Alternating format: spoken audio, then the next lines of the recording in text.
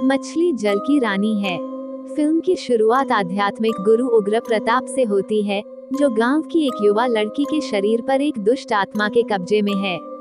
वह आत्मा का पता लगाता है लेकिन उसे वश में करने में सक्षम नहीं होता है और लड़की आत्मा के अधीन मौत के मुंह में चली जाती है और उग्र प्रताप को उसके परिवार के विनाश का श्राप देती है। इस भयानक श्राप के परिणाम स्वरूप उग्र प्रताप के निर्दोष परिवार की क्रूर मृत्यु हो जाती है और उग्र प्रताप पर उनकी हत्या का आरोप लगाया जाता है। अच्छे मनोचिकित्सक डॉक्टर भारद्वाज ने अदालत से उग्र प्रताप को फांसी के बजाय एक शांत मनोरोग सुविधा में भेजने का आदेश दिया। डॉक्टर भारद्वाज बताते हैं कि उनका भी अक्सर असाधारण रोगियों से सामना होता है, जिन्हें मनोरोग के बजाय आध्यात्मिक मदद की जरूरत होती है और उग्र प्रताप ही एकमात्र व्यक्ति हैं जो उनकी मदद कर सकते हैं। आयशा और उदय मुंबई में रहने वाले एक खुशहाल शादीशुदा जोड़े हैं। एक शाम जब वे एक पार्टी से लौट रहे थे तो उनकी कार दुर्घटनाग्रस्त हो गई। दूसरा ड्राइवर अपने वाहन से गिर गया और उनकी विंडशील्ड से टकरा गया और उसकी मौके पर ही मौत हो गई। कुछ हफ्ते बाद उदय को जबलपुर उदय का गृह नगर में एक असफल कारखाने को पुनर्जीवित करने के लिए एक नई परियोजना मिलती है। उदय अपने बचपन के पुराने दोस्तों से मिलने के लिए उत्साहित है और इससे भी महत्वपूर्ण बात यह है कि उसे उम्मीद है कि जगह बदलने से आयशा को दुर्घटना के सदमे से उबरने में मदद मिलेगी। वे उदय के दोस्तों के गर्मजोशी से स्वागत के लिए जबलपुर पहुंचते हैं और आयशा अगले कुछ सप्ताह घर को व्यवस्थित करने और दोस्तों के साथ कार्यक्रमों और यात्राओं की योजना बनाने में बिताती है।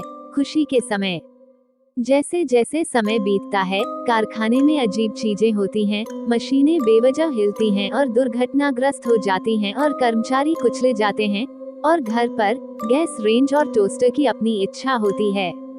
आयशा अपने निकटतम पड़ोसियों क्रोधी मनोहर और उसकी चुपचाप पीड़ित पत्नी उर्मी से भी परेशान है। नौकरानी एक स्थानीय बाबा उपचारकर्ता और ओझा से परामर्श करने का सुझाव देती है, जो तुरंत निष्कर्ष निकालता है कि आयशा पर एक बुरी आत्मा द्वारा हमला किया जा रहा है। बाबा भूत भगाने का सुझाव देते हैं, लेकिन इससे पहले कि यह किया जा सके, आत्मा जो अब क्रोधित है, नौकरानी किरण का सिर फोड़कर और बाबा को सूली पर चढ़ाकर मार देती है। लगभग इसी समय आयशा के पिता को इन अजीब घटनाओं के बारे में पता चलता है और वे तुरंत उग्र प्रताप को ढूंढते हैं और जबलपुर के लिए निकल पड़ते हैं। उदय सभी आध्यात्मिक सिद्धांतों को खारिज करता है और एक डॉक्टर से परामर्श करता है। उदय आयशा को इस उम्मीद से फैक्ट्री में लाता है कि इससे उसका ध्यान घटनाओं से हट जाएगा। आयशा अपने बच्चे सनी को उर्मी के पास छोड़ देती है। आयशा ने देखा कि उदय के कार्यालय में फैक्ट्री प्रबंधक और कर्मचारियों की एक पुरानी तस्वीर है और उनमें मनोहर और उर्मी भी हैं। पता चला कि मनोहर लगभग 60 साल पहले फैक्ट्री मैनेजर था और अब मर चुका है। आयशा डरकर घर वापस आती है और उर्मी के घर में भागती है। ये निर्जन एवं जीर्ण शीर्ण है। आयशा को एक पुराने अखबार की कतरन मिलती है जिसमें बताया गया है कि मनोहर को गबन करते हुए कैसे पकड़ा गया और उसे बर्खास्त कर दिया गया और गिरफ्तार कर लिया गया। इस बड़े अपमान को सहन न कर पाने के कारण उसने अपनी पत्नी, बच्चे तथा स्वयं को जहर दे दिया।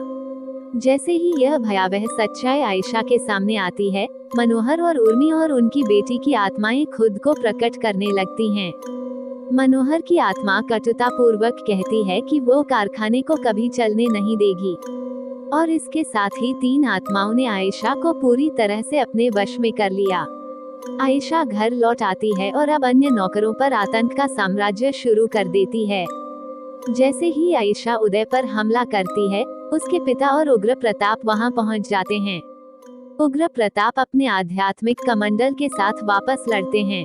एक लंबी लड़ाई होती है क्योंकि आत्मा नदी के किनारे भाग जाती है और उग्र प्रताप पर बार बार हमला करती है।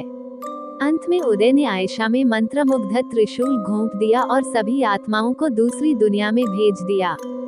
फिल्म तब समाप्त होती है जब उदय और आयशा घर लौटते हैं और पाते हैं कि उनका बेटा लगभग डूब गया था, लेकिन उन्हें कोई चोट नहीं आई। उग्र प्रताप ने दुनिया में बुराई से लड़ते रहने की कसम खाई। यदि ये कहानी आपको पसंद आई हो तो अपने दोस्तों और अन्य लोगों के साथ शेयर जरूर करिएगा।